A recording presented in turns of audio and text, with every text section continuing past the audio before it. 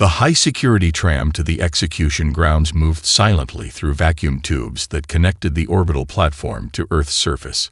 Maya stared at her reflection in the polished metal wall, hardly recognizing the cold-eyed woman who stared back. The Empire-issued uniform felt like a second skin after 15 years, a perpetual reminder of her compliance. First execution, Commander Chen. The Xylothian security officer's mandibles clicked with amusement. Most humans find them instructive. Maya nodded without emotion. The Empire's justice is efficient. Rain pelted the transparent dome of the execution arena as they arrived. Thousands of humans have been assembled. Administrators, workers, and students from the nearby processing facilities, their faces blank with carefully practiced indifference. Attendance was mandatory. Emotional reactions were punishable offenses. In the center arena stood Dr. Elias Wright, restrained by energy fields that made his skin glow blue. Despite 3 days of interrogation, he stood tall, his eyes scanning the crowd until they locked with Maya's. The slightest nod passed between them, imperceptible to anyone not looking for it. Overseer Krex took the central podium, voice booming through amplifiers. Witness Imperial Justice. This human sabotaged atmospheric regulators in Sector 12, causing a 0.3% decrease in resource extraction efficiency. The penalty is neurological dissolution. A murmur rippled through the crowd, immediately silenced by warning tones from the emotional suppression field generators. Neurological dissolution was rarely used on humans. It effectively erased the victim's consciousness while preserving their body for labor pools. Maya's hand brushed against the small device concealed in her sleeve, a disruptor that could interrupt the execution process. Using it would expose her immediately, ending any chance of reaching the hub. 7 years of deep cover work would be wasted. Earth would lose its only agent with access to the Empire's core. Elias knew what she was considering. His lips moved slightly, forming words only she could read. Not worth it. Complete the mission. The dissolution machine powered up with a high-pitched whine. Maya forced herself to watch, to honor her friend's sacrifice by witnessing it. At that moment, the arena's southern wall exploded. Chaos erupted as masked figures poured through the breach, firing EMP weapons that disabled the Xylothian guards' exoskeletons. The crowd scattered, some fleeing, others revealing hidden weapons as sleeper resistance members activated. Unauthorized insurgency. Krex bellowed, security protocols activating around him. All Xylothian personnel, lethal force authorized. Maya made her decision in an instant. She activated her disruptor, targeting the dissolution machine rather than the guards. The device sputtered and died, dropping Elias to the ground as his restraints failed. Their eyes met across the chaotic battlefield. He nodded once and turned to join the resistance fighters, while Maya maintained her position, shouting orders to evacuate that would maintain her cover. Commander Chen, a Xylothian lieutenant approached. We must secure you. The resistance may target collaborators. Understood, Maya replied, allowing herself to be escorted to a secure transport. Her cover remained intact, but now the decision to leave Earth had been made for her. As the transport lifted off, she watched flames spreading across the execution grounds. Maya Chen, loyal Imperial administrator, was now officially dead. In her place, something more dangerous had taken form. A human with nothing left to lose, and the highest security clearance any Earthborn had ever acquired. The mission to infiltrate the hub was no longer just about intelligence gathering. It had become personal. The night before the Resource Allocation Summit, Maya broke protocol. Using the hub's interconnected maintenance tunnels, mapped over months by resistance sympathizers working as service drones, she slipped into the Xylothian archive sector. 2 guards lay unconscious behind her, their neural systems temporarily disrupted by a frequency Maya had calibrated specifically for Xylothian biology. She had 30 minutes before the patrol rotation discovered them. You're late, Thaxel hissed, his amphibious form emerging from a recessed alcove. His earlier skepticism was gone, replaced by the focus of a being who'd spent centuries planning revenge. I was beginning to think you'd been caught. Maya followed him deeper into the restricted zone. The neural drug they gave me at processing. It's unstable. I'm experiencing visual echoes, fragments of other people's thoughts. An unexpected side effect. Thaxel admitted, but potentially useful. Many secrets are communicated telepathically here. You might intercept something valuable. They reached a sealed chamber marked with biohazard symbols in 17 different languages. Thaxel pressed his webbed hand against a scanner. You're cleared for this area, Maya asked, surprised. Vuldarians are considered genetically inferior, useful only for maintenance of biologically hazardous materials. His lipless mouth formed a grim smile. The Empire's prejudice creates their blind spots. The door dilated open, revealing rows of crystalline containers. Each held what appeared to be a miniature star system, complete with planets, moons, and asteroid fields, all perfectly preserved like insects in amber. What are these? Maya whispered, a chill running down her spine. Records, Thaxel replied. Or trophies. Each contains a perfect replica of a star system at the moment of its processing. The Empire keeps them as references and reminders. Maya moved closer to one labeled in ancient Vuldarian script. Your home system. What remains of it? Processed 8,000 years ago. Thaxel's voice carried centuries of smothered grief. My people remember what we lost through genetic memory. Each generation is born with the knowledge of what we once were, and what the Empire took from us. Maya studied the other containers, finding one labeled in characters she recognized. This is written in Proto-Xylothian. I thought they were the founders of the Empire. A careful lie. Thaxel gestured toward a container at the end of the row, newer than the others. Look familiar. Maya felt her blood freeze. The container held a perfect miniature of Sol and its planets, Earth clearly visible among them. This isn't possible, she whispered. Earth hasn't been processed yet. It's a simulation, a processing plan. The Empire maps every detail before harvest. Thaxel indicated subtle markers on Earth's continents. These are the extraction points. They'll start with your oceans, then move to the core. Nothing will remain except a mining husk. Maya's hands trembled as she captured images with her ocular implants. How soon? Sooner than you think. That's why tomorrow matters. Thaxel handed her a data crystal unlike any she'd seen. Its structure non-Euclidean, light bending impossibly around it. Insert this into the Grand Architect's ceremonial staff when you're presented to him. It will. A piercing alarm cut him off. Security drones flooded the chamber, weapons charged. Unauthorized presence detected, announced a mechanical voice. Subjects identified. Vuldarian maintenance drone TC-742 and human administrator Maya Chen. Containment protocols initiated. Thaxel shoved Maya toward a service duct. Go. I'll hold them. They'll execute you. Maya protested. After 8,000 years of waiting, what's one more Vuldarian life? He pushed her again. The crystal is everything. Don't fail. As Maya crawled through the narrow duct, the sound of energy discharges echoed behind her.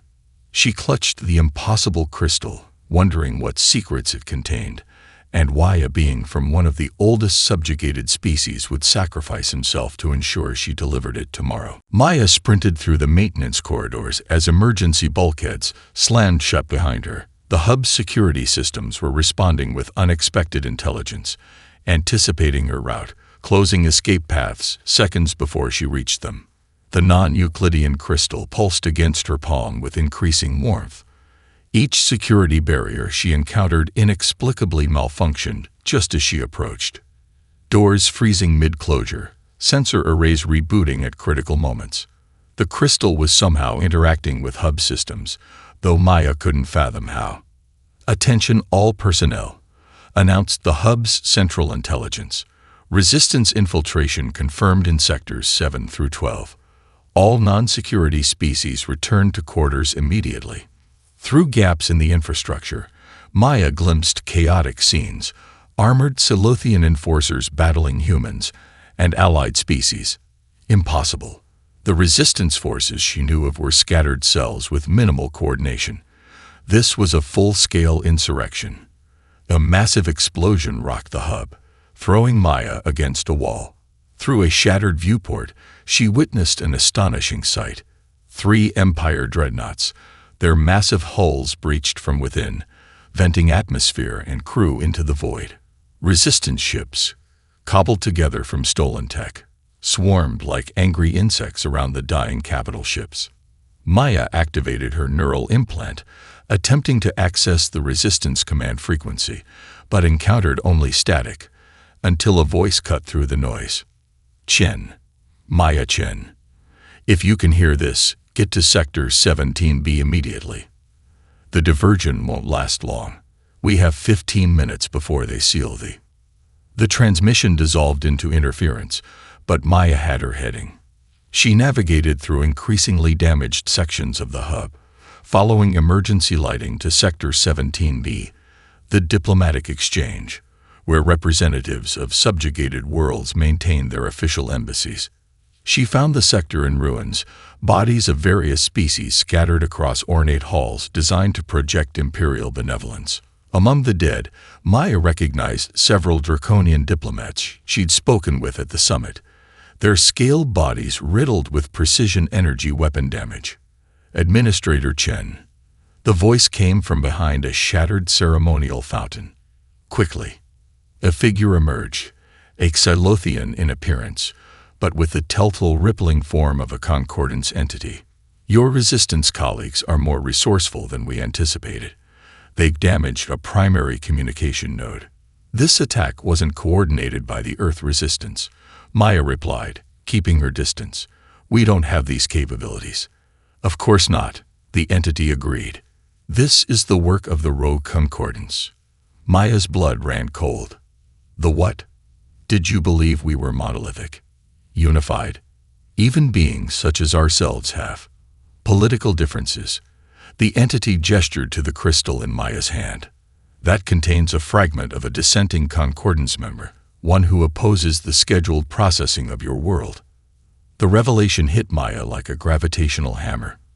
You're saying there are concordance entities helping the resistance. Helping is not precisely accurate.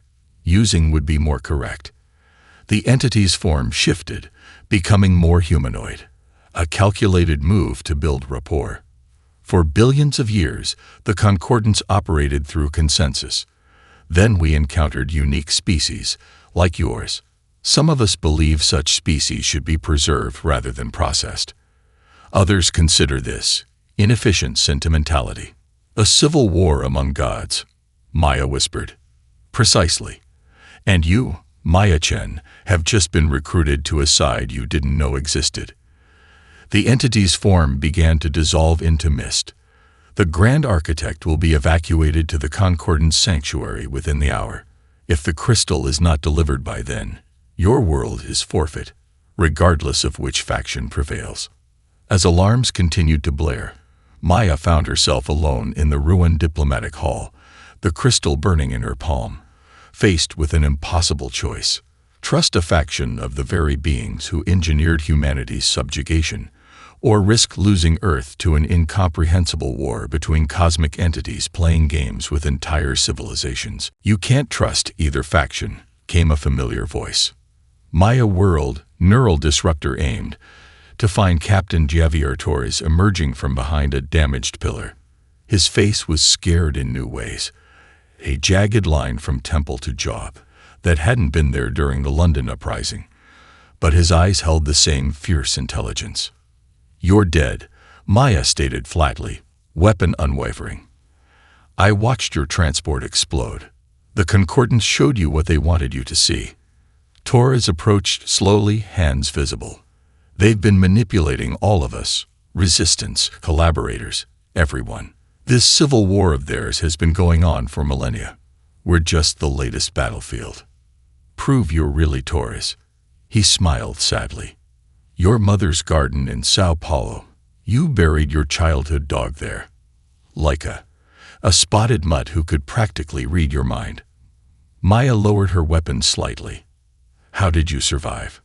The Resistance has allies. Older than humans, older than Zalothians. They pulled my transport into subspace seconds before detonation. Torres nodded toward the crystal. That's not just a fragment of a concordance entity. It's a prison. Distant explosions rocked the hub, sending tremors through the floor. Time was running out. Explain, Maya demanded. The concordance exists in 11-dimensional space. They perceive time differently. For them, past, present, and future exist simultaneously. But they aren't omnipotent. They have rules, vulnerabilities. Torres gestured to the crystal. That contains a complete concordance entity, one who chose to help subjugated species. Its consciousness was fractured and imprisoned by the others. And I'm supposed to deliver its prison to the Grand Architect? Maya asked incredulously. No, you're supposed to free it. Torres tapped his temple.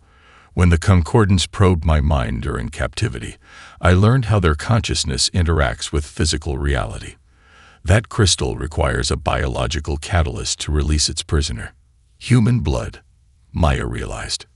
Specifically, the blood of someone who's made neural contact with a concordance entity. Torres rolled up his sleeve, revealing horrific scars. They experimented on me for years. My blood won't work anymore. They made sure of that. The crystal pulsed more intensely, its non-Euclidean structure seeming to fold through dimensions visible only at the corner of Maya's vision.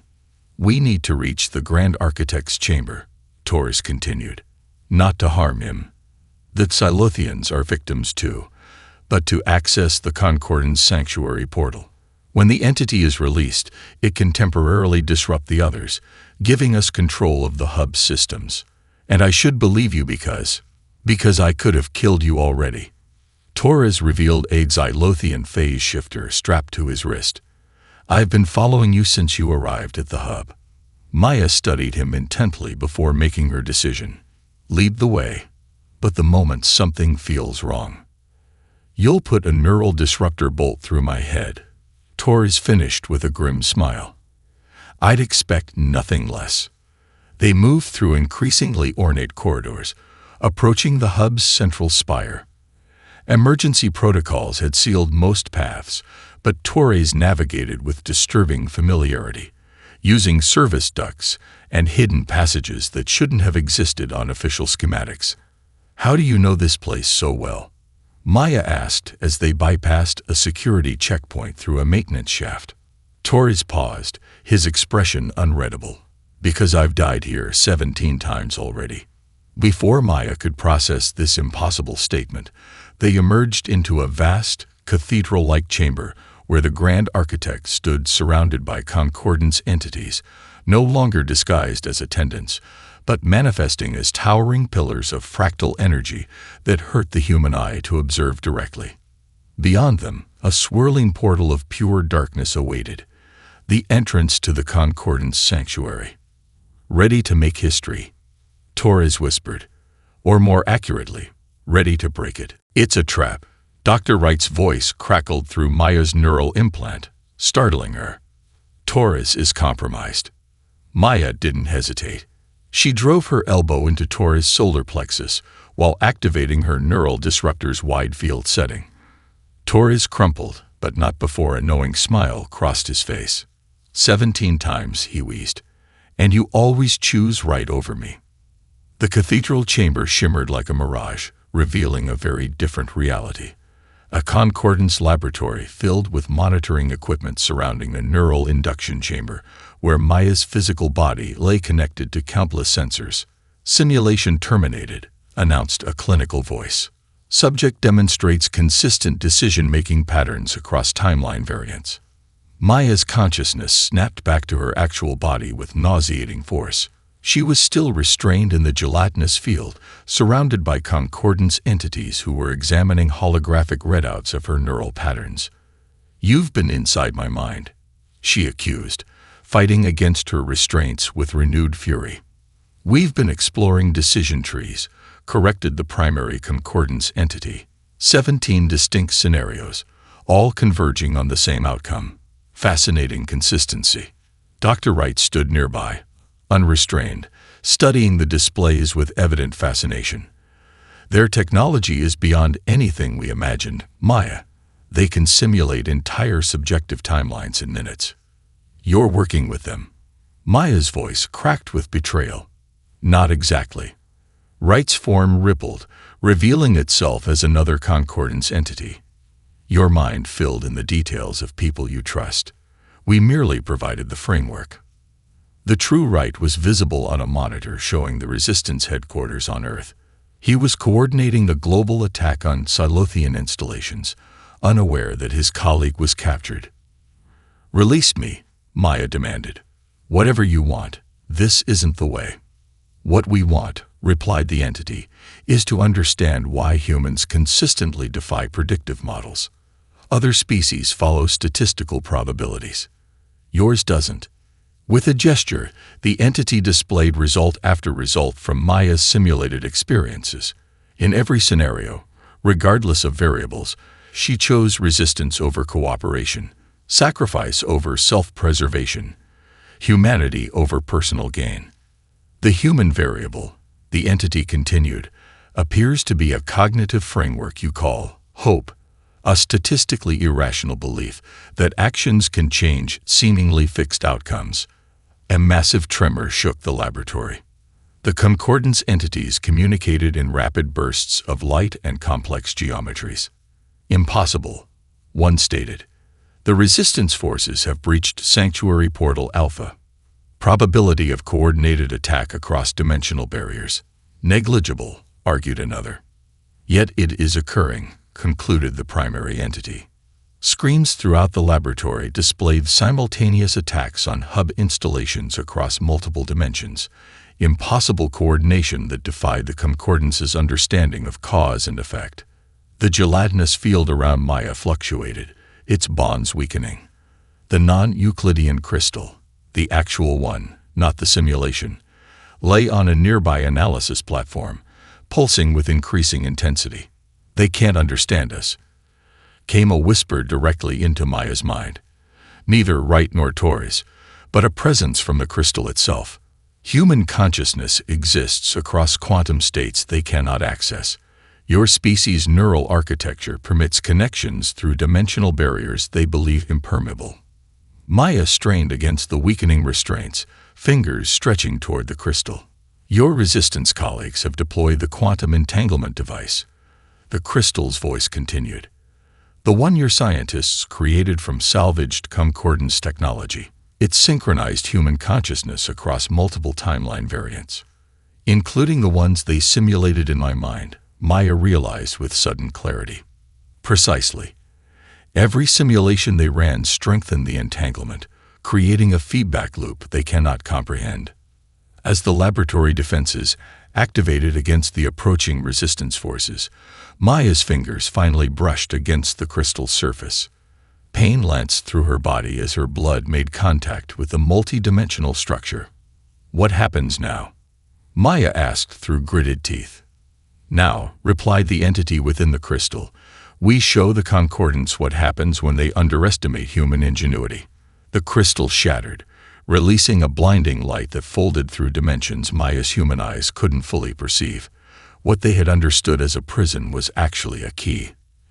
And Maya had just turned it. 11 dimensions collapsed into 3.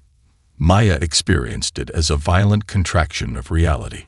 Impossible geometries folding inward, complex energy patterns condensing into matter, beings of pure thought suddenly constrained by physical laws they had transcended billions of years ago. The released entity, now a humanoid figure of crystalline light, stood amid the chaos, its voice resonating not through air, but directly through nearby consciousness. "I am Tesseract, once of the Concordance Council. For opposing the processing cycle, I was imprisoned in dimensional stasis." The entity turned to Maya. "Your species proved the catalyst I've awaited for 7 billion years."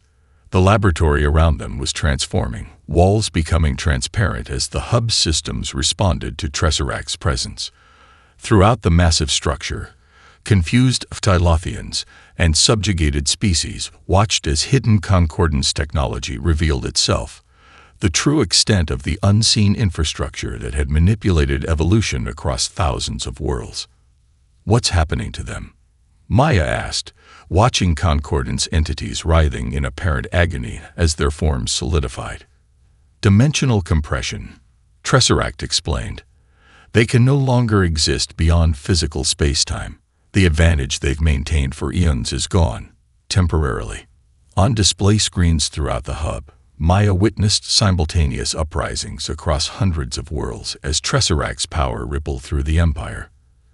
Silothian control ships lost power, planetary defense systems turned against their operators, and subjugated species found themselves suddenly free of Mirror compliance implants. "This was your plan all along," Maya realized. "You needed humans specifically to free you." Yes and no. Tesseract moved toward the sanctuary portal, which now appeared as a simple doorway rather than the mind-bending dimensional gate it had been. "I sought any species with your neural architecture, one capable of perceiving quantum probability states simultaneously. Humans weren't my first hope, merely the first success." Alarms blared as the remaining concordance entities, now limited to physical form, deployed emergency protocols. Throughout the hub, dimensional stabilizers activated, attempting to reverse the compression effect. "We don't have much time," Tesseract warned. "Once they regain dimensional access, they'll simply reset the timeline." "Reset?" Maya's blood ran cold. "You mean erase everything that's happened since your capture? Perhaps earlier." Tesseract gestured, creating a holographic display of the hub's central systems. "They've done it countless times before when experiments yielded unexpected results." Through her neural implant, Maya connected to resistance frequencies now operating clearly throughout the hub. The voice of Dr. Wright, the real one, responded immediately. "Maya, thank God. We'd thought." "No time," she interrupted. "The concordance can reset the timeline. We need to prevent that." "How?" Wright asked. Maya looked to Tesseract, who indicated a pulsing node at the hub's core. "The temporal anchor," the entity explained. "Destroy it, and this timeline becomes fixed, irreversible even to the concordance." "And the catch?" Maya asked, recognizing the hesitation in Tesseract's crystalline features. "Dimensional physics demands balance. Someone must remain at the anchor to ensure its destruction. A suicide mission," Maya translated. "One from which there can be no resurrection, no timeline correction, no second chance." Tesseract's light dimmed slightly. "I cannot do it. In my crystallized state, I lack the necessary physical form to activate the destruct sequence." Maya accessed the hub schematics through her neural implant, calculating routes to the temporal anchor. "Get me everything we know about this anchor. And find me Torres. The real one, if he exists." "He exists," Wright confirmed. "But Maya, what are you planning?" Maya watched as more concordance entities began regaining their dimensional abilities, reality wavering around them as they fought to reassert control. "What humans do best," she replied. "Changing the rules when we don't like the game." The temporal anchor resembled a massive hourglass suspended in the hub's quantum core, but instead of sand, it contained what appeared to be fragments of starlight swirling in impossible patterns. Maya and her hastily assembled team, a mixture of human resistance fighters and representatives from 7 other species, observed it from a reinforced observation platform. "Beautiful," whispered Kala, a Nebulon communications specialist whose translucent skin pulsed with bioluminescent patterns. "Hard to believe something so magnificent is the linchpin of our oppression."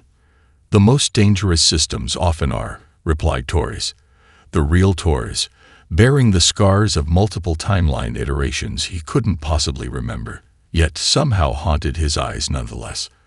According to Tesseract's intelligence, the anchor maintained the Empire's preferred timeline while systematically erasing divergent realities where rebellion succeeded. Every failed uprising, every crushed resistance movement across 50,000 years, All had actually succeeded in some timeline, only to be wiped from existence when the concordance reset the dimensional constants. Maya studied the schematics one final time. The control systems require simultaneous input from genetically distinct species. The concordance designed it that way, assuming subjugated species could never coordinate effectively. Another miscalculation, Torres noted grimly. Through the transparent walls of the core, they could see concordance entities regaining their dimensional abilities, their forms shifting between states of matter and energy as they fought against Tesseract's compression effect. Time was running out. Once we begin, Maya warned her team, there's no turning back. The anchor's defensive systems will seal this chamber. Anyone inside when it destabilizes will cease to exist, not just die, but be erased from all possible timelines. Yet you're going in, Kala observed. Maya nodded. Someone has to ensure the sequence completes. The rest of you need to secure the control stations on the outer ring. Torres stepped forward. I should be the one to. No. Maya cut him off.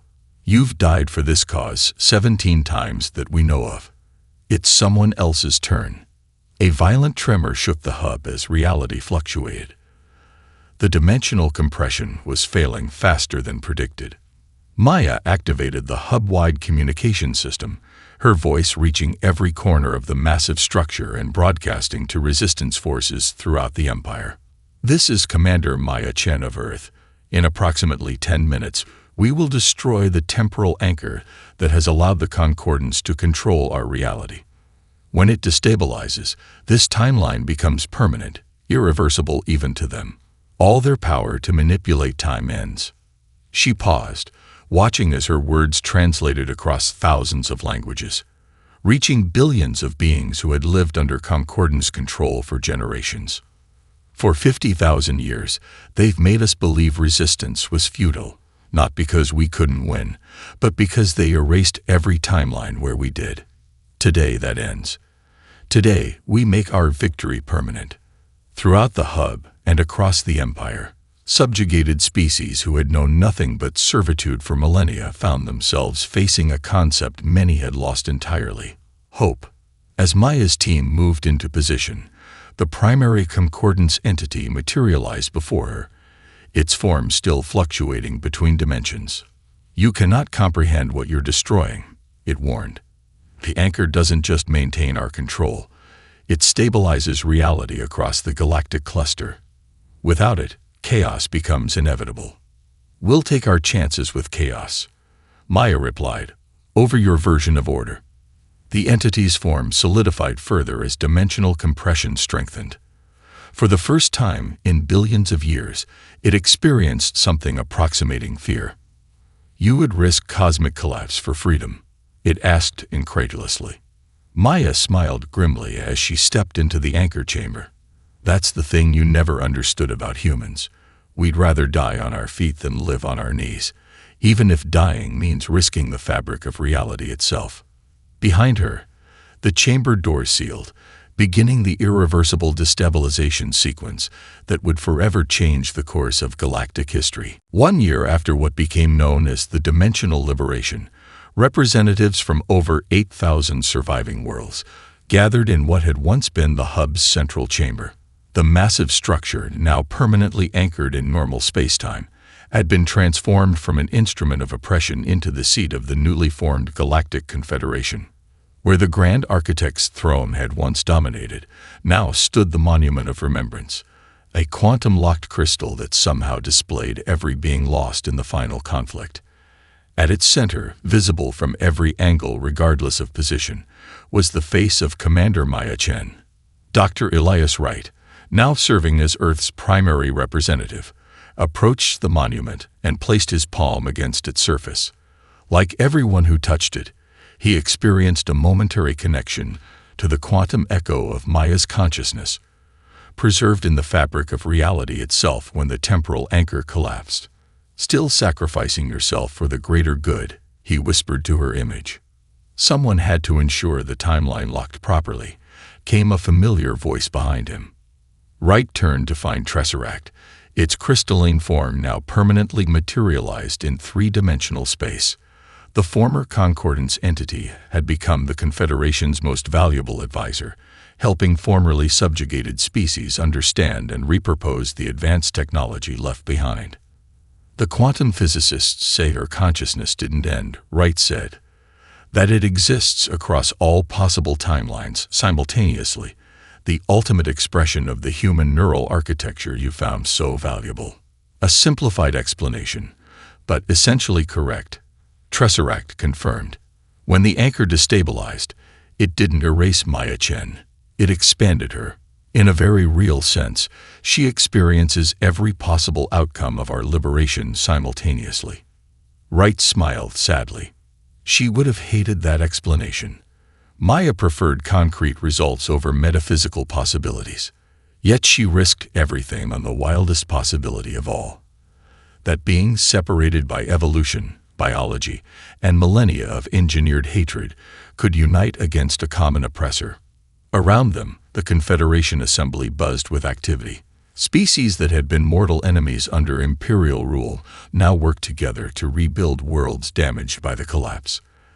The Xelothians themselves, freed from Concordance control, had proven valuable allies in understanding and dismantling the Empire's more dangerous technologies.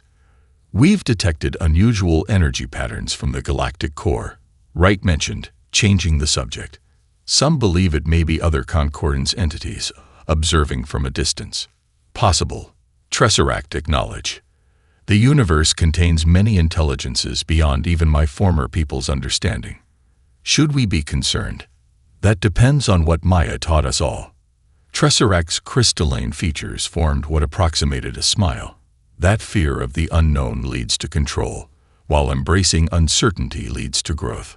As the assembly prepared to begin its session, Wright took his place among the Earth delegation. On his desk terminal appeared a message without a sender. The Concordance made one critical error in all their billion years of existence. They believed advanced consciousness naturally tends toward cold rationality and away from emotional connection. They couldn't comprehend that the most advanced form of intelligence might actually be the capacity to hope irrationally, to sacrifice personally, and to trust collectively. Keep proving them wrong, Elias. M. Wright stared at the message, then at the monument where Maya's face seemed momentarily to smile directly at him. He touched the quantum-locked crystal once more and felt, just for an instant, the unmistakable sensation of a consciousness vastly larger than any single being, experiencing all possibilities, all timelines, all potential futures simultaneously. The human mind, expanded beyond the constraints of linear time and three-dimensional space, had become something even the Concordance could never have predicted, a guardian presence ensuring that freedom, once won, could never again be erased from the universe. As the assembly called for order, Wright saved the message and rose to address the gathered representatives of 8,000 worlds. He began with the words that now opened every Confederation gathering. The words that had become Maya Chen's eternal legacy. Freedom is not given. It is taken, often at great cost. And some costs are worth paying, regardless of the odds.